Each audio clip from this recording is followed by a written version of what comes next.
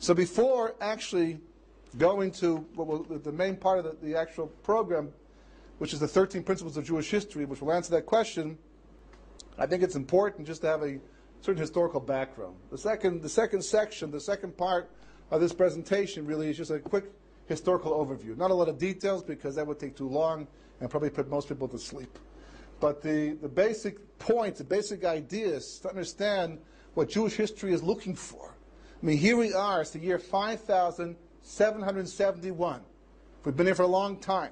The Jewish people are well over 3,000 years old. We had a chance. We came to Israel with Yeshua.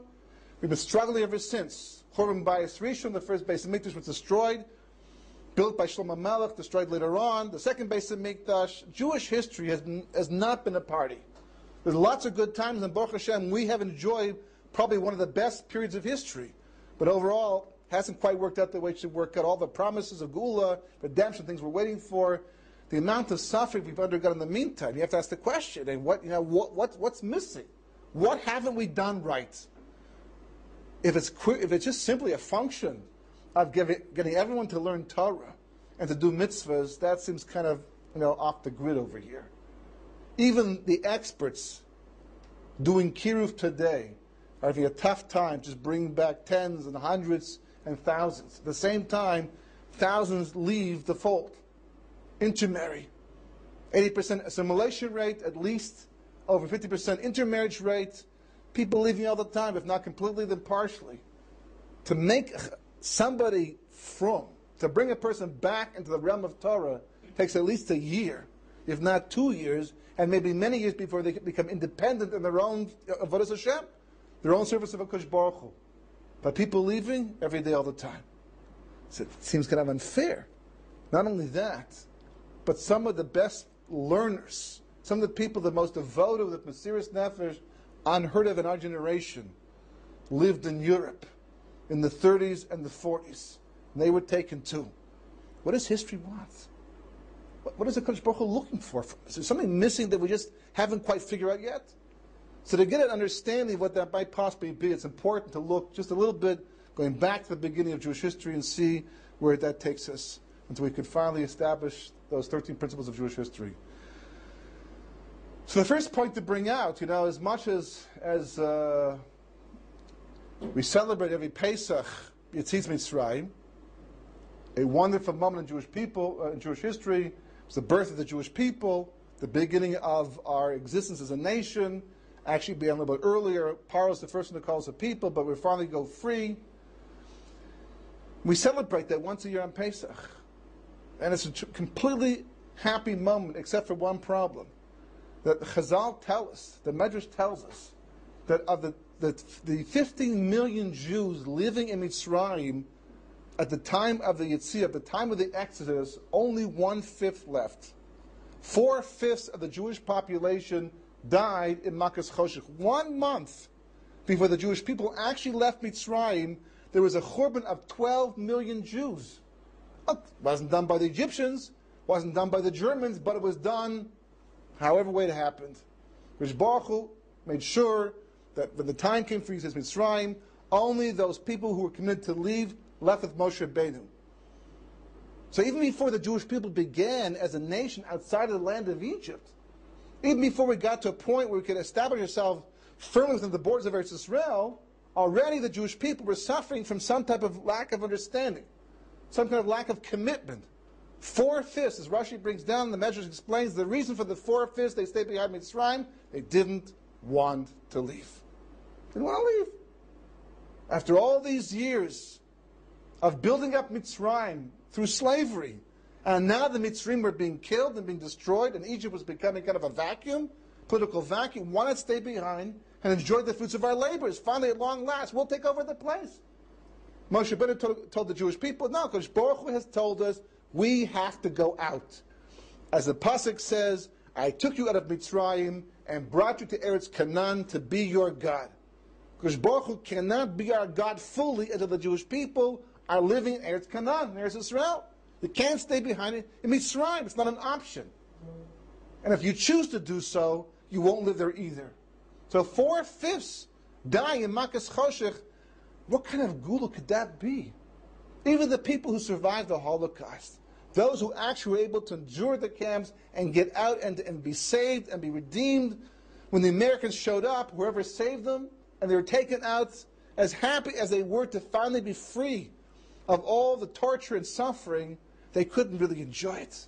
Not then, not a year from then, not the rest of their lives. Remembering the family that was lost. When the 4/5 died in Mitzrayim, it wasn't simply all the bad people on one side and all the good people on the other side. It wasn't 4/5 of the Rishoyim and 1/5 Tzaddikim over here. It was families and friends. And you can just imagine at some point in time the Shabbos table, but the week, because they had Shabbos, the Shabbos table the week before the Geulah. Should we leave? Should we leave? Right? Some people saying yes, some people saying no. Yeah, arguing about this thing. Is Moshe really the Moshe? Is the one to follow? We heard things about him and his brothers, family. They had a discussion taking place. And all of a sudden, the next day, only half the family wakes up. Only half the family appears. Only half the family remains able to go out, or friends, or disappear. It was a very tough moment. The Medrash doesn't speak about it in detail. The Chumash doesn't even refer to them. B'chlal. If it wasn't for the Medrash, you wouldn't even know about it. But 4/5, 12 million Jews died in Makas Choshech. It's not starting off on the right foot. There may have been some kind of a cleansing and purging, but it's not what was supposed to happen. They were authentic Jews. Even more remarkable was that of the 3 million Jews that went out, 3 million Erev Rav left with them. 3 million Erev were able to leave with Moshe Rabbeinu, but the 12 million Jews, they couldn't find a way to get along and to go along with Moshe Rabbeinu.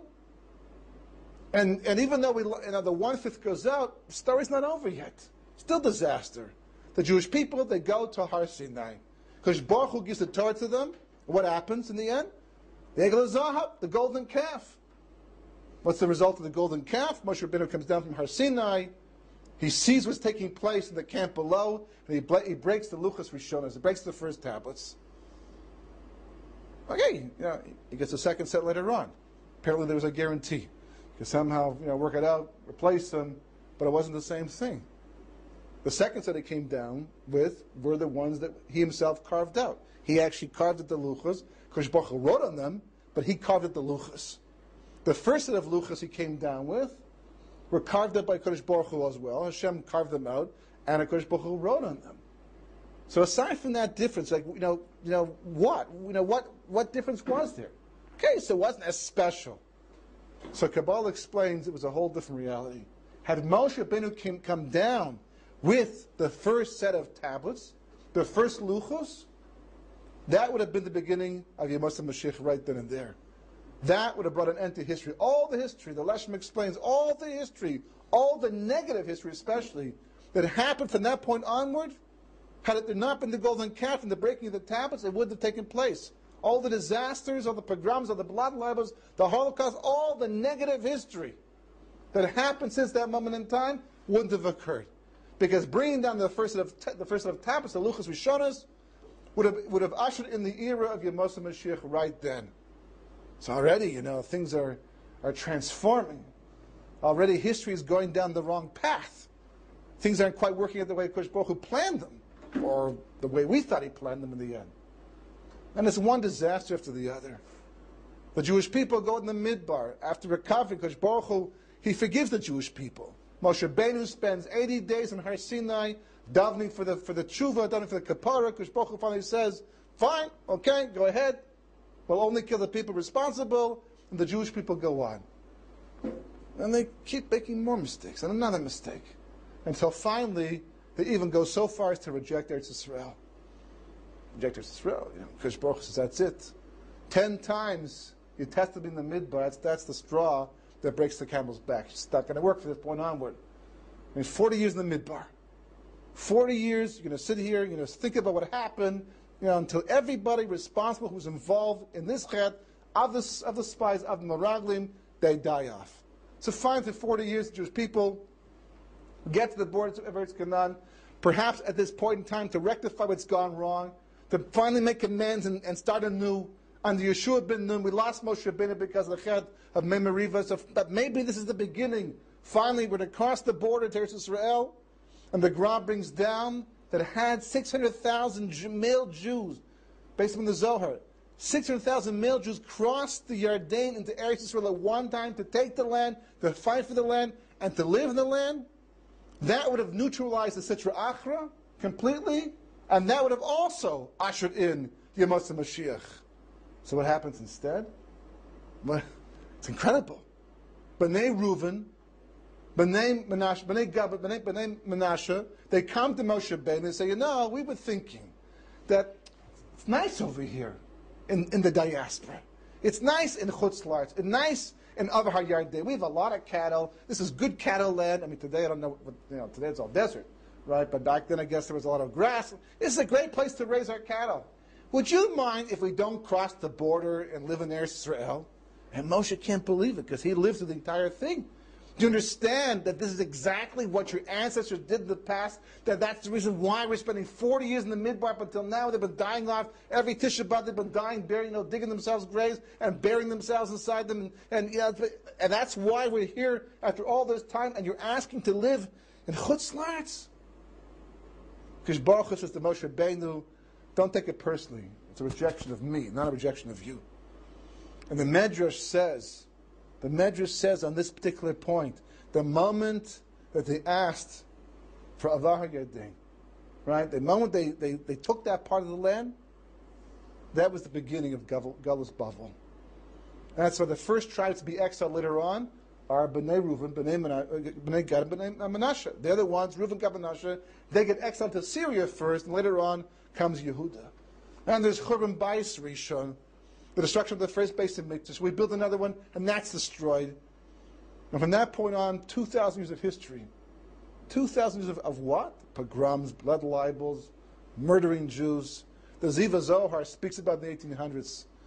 In Europe, probably around, I think, Poland, he says, in his time, they thought it must be Chevli Mashiach, he said. Because the amount of blood, Jewish blood being spilled, like almost up to your knees type of a thing. I don't know if it's really physical or just metaphorically speaking, but so much blood that's being spilled of Klal Yisrael, it's got to be Chevli Mashiach. And that was the 1800s. And he hadn't seen the Holocaust yet. That's Jewish history. What about all the learning? What about all the Mesiras Nefesh? What about all the stories of people who were taken to their deaths and they stood by Kadosh Baruch Hu until the very last moment? They died that way. They lived from this world, they went to the next world, right? They didn't capitulate whatsoever. And the learning that was done in Europe and all through history, and the misses that were being performed, what about all that? What do we have to do? Is the game fixed? Are the cards fixed over here? Is basically we're stuck? There's always 4/5, and we're always going to have to wait to the very last second before Mashiach finally arrives. What's missing from Jewish history? What do we have to do? What do we have to do today specifically to try to mitigate the situation and soften the blow of anti-Semitism, perhaps erase it completely? Because as we sit here tonight, history is evolving. And it's evolving in a way that's not exactly the way we would have things go. It's changing the status of the Jewish people in the eyes of the world. There's a very interesting medrash, and it's amazing, in a sense, there's nothing new about anything I'm telling you tonight. It's all based upon Makaris and sources. Some of the history might be new, but it's all there basically. All we do is weave things together. We can't make up new sources. That's not our job. The Torah was given. We have the Gemara to explain things in the Midrashim. Tanakh is the basis of everything. We have Rishon Achronim. We don't make up new sources over here. Kabbalah perhaps came along later on and provided some insights we didn't have previously, or only were unique to certain people. For the most part, all we're doing is putting together all the sources from all over and making a big. We're weaving them together into a cohesive and coherent fabric that we can stand back and say, that's what's going on over here. It's an incredible medrash. It's a famous medrash. But it's the parish in the medrash that makes the difference. The medrash is from a Gemara in Baba Basra. A whole bunch of Gemaras of Rabbi Bar Chana, Mashalim, Maisim, they're true, not true. One of them basically is he and some friends, some colleagues, they're sailing on a ship. They get to what they think is an island. So they get out of the boat. And they go down onto the island. And what do you do in an island? You start to cook and bake. Light a fire, right? Get things moving over here. Feed yourselves. They do that. And all of a sudden, they realize it's not an island. What is it? It's a big, huge fish. Whale, whatever, somehow looks like an island. Even a whale doesn't quite look like an island, but okay. They somehow found some kind of like huge fish.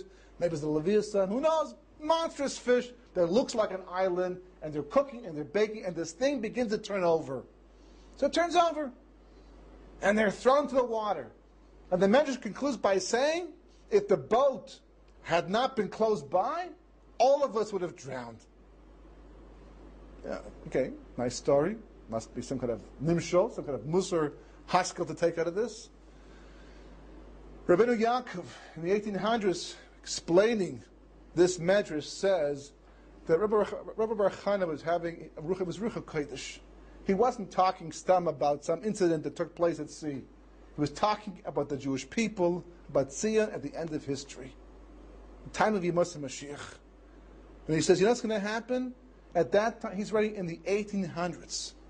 This is before the Jewish people could even conceive of getting back to the land, let alone controlling the land. It was a fantasy at that point in time. And he says that the Jewish people, at the end of history, they will have the land of Eretz Yisrael, but on top of that, they will have control over a people in the land. They will control a people.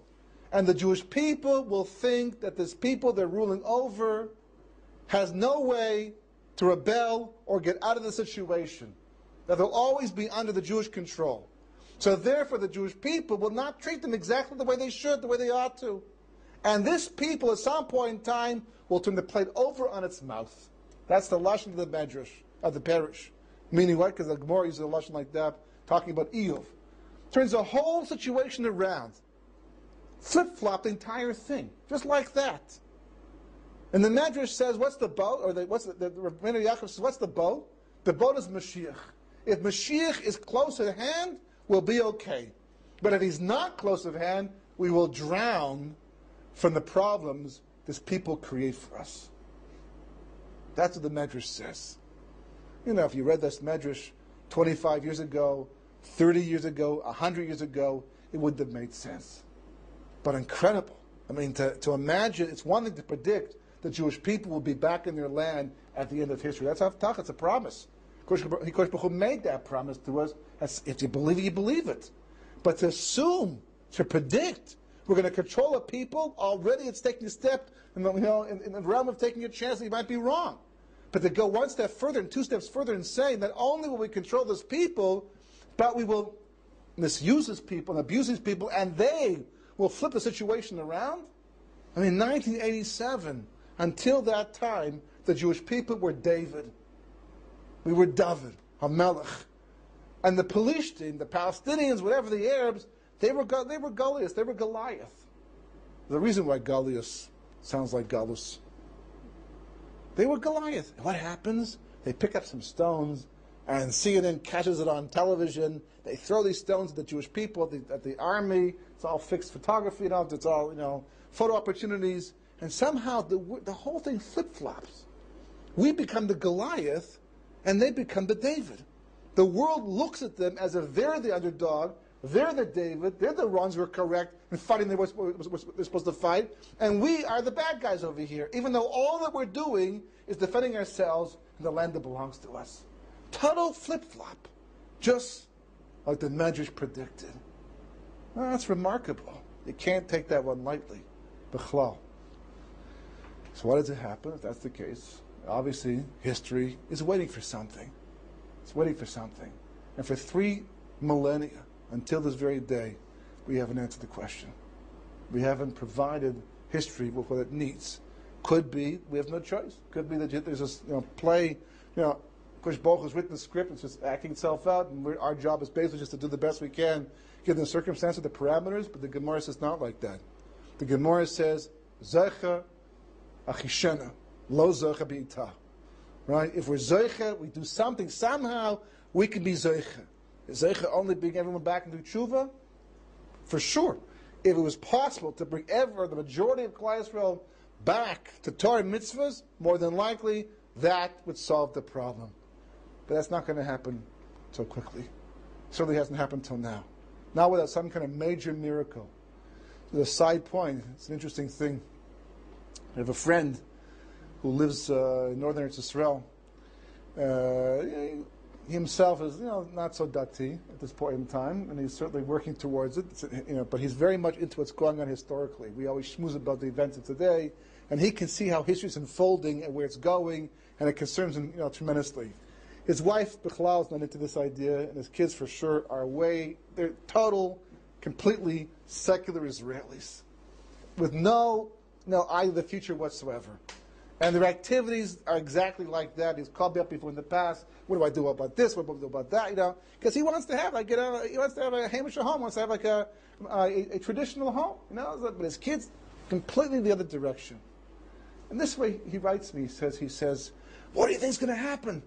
My daughter came home this Friday night. She wanted to go to shul.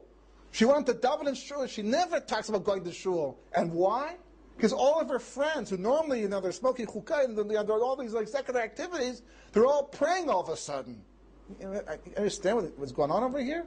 Why? Because they're all talking about the war of Gog and Magog. And they think it's imminent. It's like, I can't convince people who believe in this stuff to think like that. And they come home, totally secular, and this is their life. They're thinking like it's imminent, and they want to pray. So Zohar says that one of the simanim, the Mashiach is not so far away, very close, is that when children, it becomes so obvious on a level that even children start to ask the question, do you think it's the war of Gog and Magog coming? Are we that close at this point in time? Children love dafka little kids. It could be people who are adults who don't, as the Gemara points out, they're not so familiar with Yiddishkeit and things like that. And they can see it, they can talk about these things. That means something.